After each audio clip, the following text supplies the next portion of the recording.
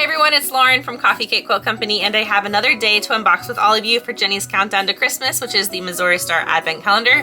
If you haven't been following along, we do have days 1 through 9 on our channel right here, so you can go ahead and view those as well. Today we have day number 10, it is December 10th, and so let's go ahead and see what we got today. All right, today is super small, so let's see.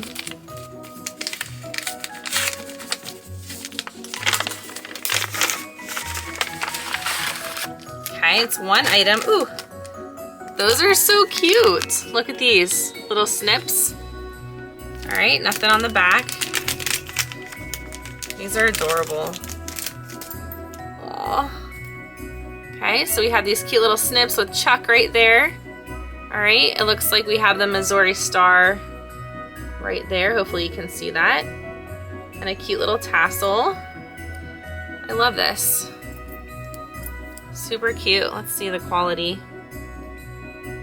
All right, quality looks pretty good. If you remember our little tin here from day 2, the green kind of minty color matches really well with this cute little iron tin that we got.